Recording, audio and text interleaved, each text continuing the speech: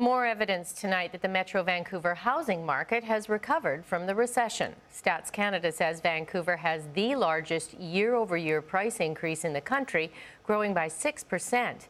And as it turns out, a surge in sales in the high-end market is trickling down and keeping prices up across the board. As Ron Benzie reports, that high-end money is coming from China. Welcome to River Green, luxury living along the banks of the Fraser River in Richmond. Units range in price from $550,000 for an 860 square foot one-bedroom unit to more than $3 million for a four-bedroom villa. With man-made Caesar stone countertops imported from Italy and high-end appliances from Germany, the kitchen is more than $100,000 alone.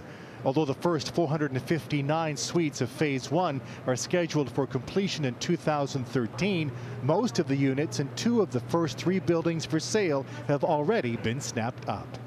The way things are at the moment, I think we would be selling to around 50% for sure to the mainland Chinese people.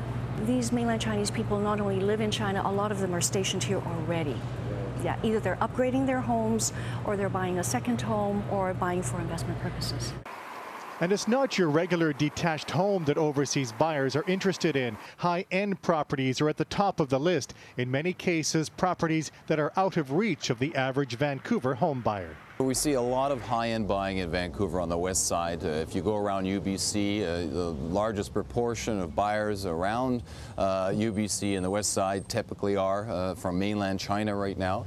And that certainly helps maintain property values in light of a stage in the market in which we're seeing obviously more listings and a lot less upward pressure on home prices.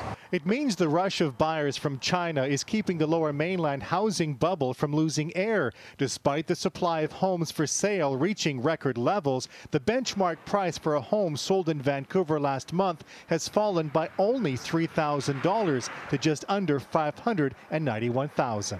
If we look in Canada-wide, British Columbia garners more than half of the investor class immigrants to Canada.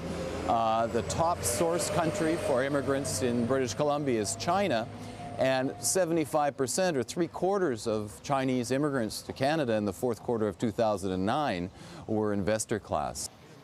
And as long as economic uncertainty engulfs the world, experts say BC will continue to attract international investors looking for a safe place to put their real estate dollars.